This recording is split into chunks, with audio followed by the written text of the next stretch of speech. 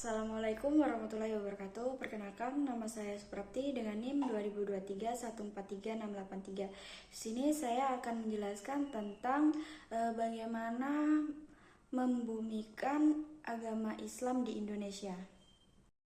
Nah, yang pertama saya akan menjelaskan tentang pengertian Islam.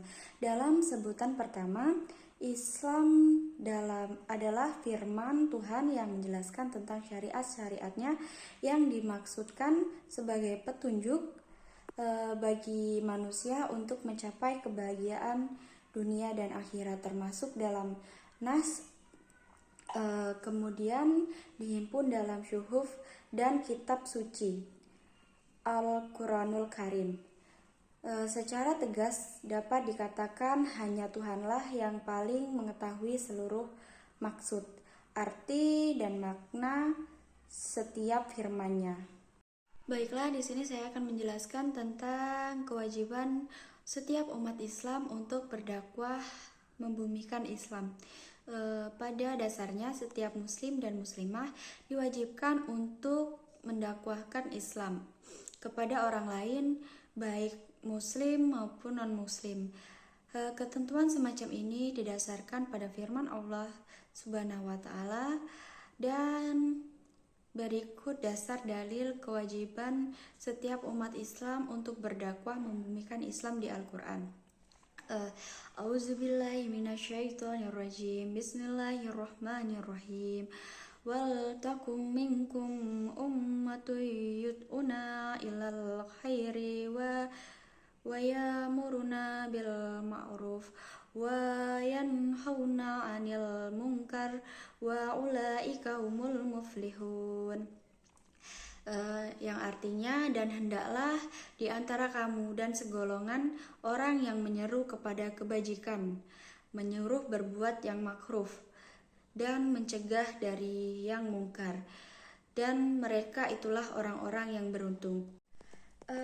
Riwayat di atas merupakan dalil yang syar'i mengenai kewajiban dakwah membumikan Islam atas setiap mukmin dan muslim. Bahkan Allah Subhanahu wa Ta'ala mengancam siapa saja yang meninggalkan dakwah Islam atau berdiam diri terhadap kemaksiatan dengan tidak terkabulkannya doa.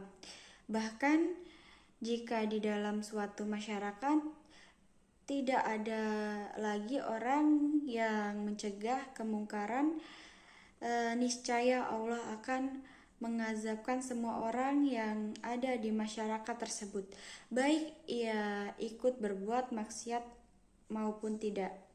Nah, berikutnya saya akan menjelaskan menelusuri transformasi wahyu dan implikasinya terhadap corak beragama.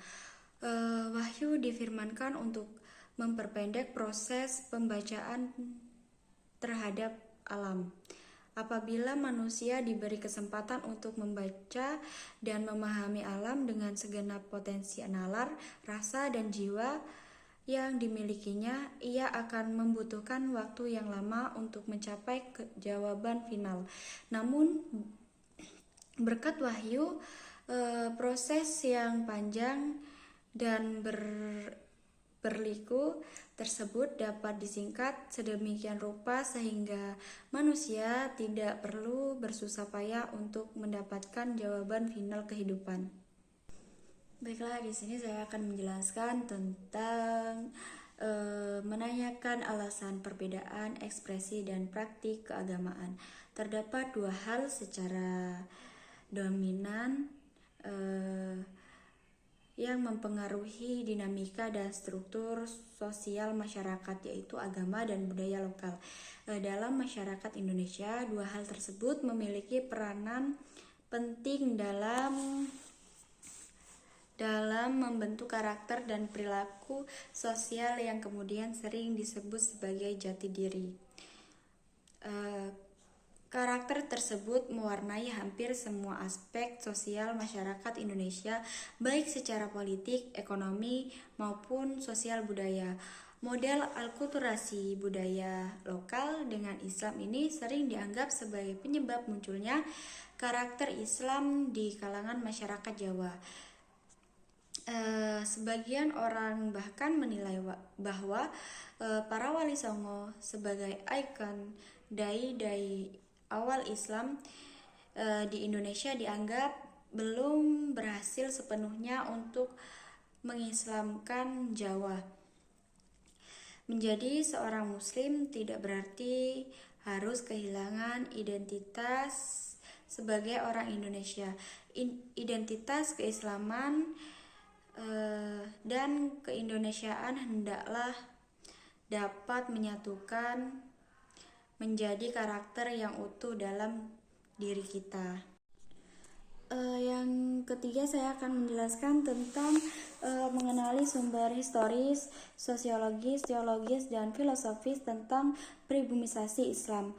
Mengenali sumber historis, apabila kita menengok sejarah perkembangan Islam di Indonesia, dakwah yang dilakukan oleh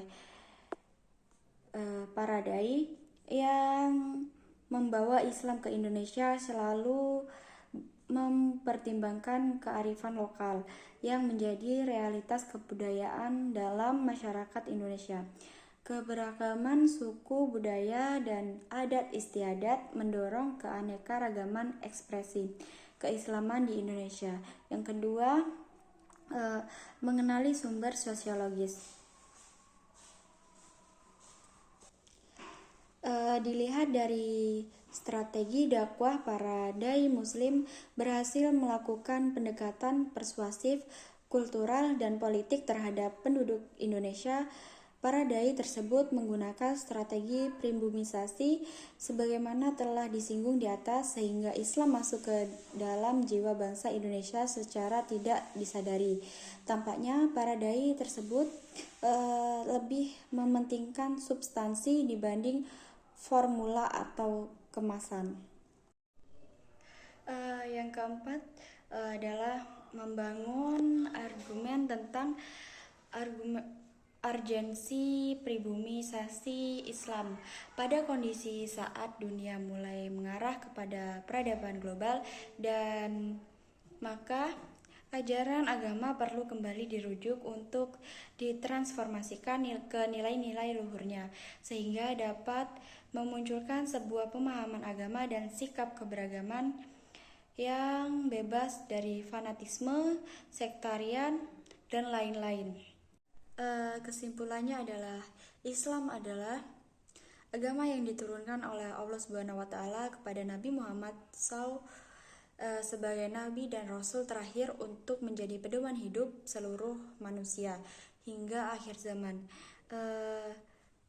Kewajiban sebagai umat Islam untuk membumikan Islam sudah tertera dalam berbagai hadis dan surat di Al-Quran.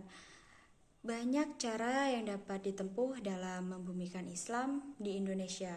Kebangkitan atau kemajuan umat Islam baik sendiri-sendiri maupun bersama-sama sungguh sangat bergantung pada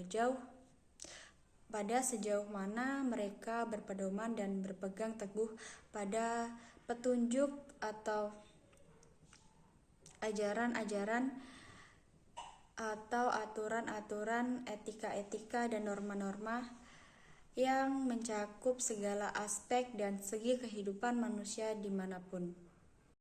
Itu saja materi yang dapat saya sampaikan. Semoga bermanfaat. Bila ada kesalahan dalam pembawaan materi, saya mohon maaf, dan kepada Allah saya mohon ampun. Saya akhiri. Wassalamualaikum warahmatullahi wabarakatuh.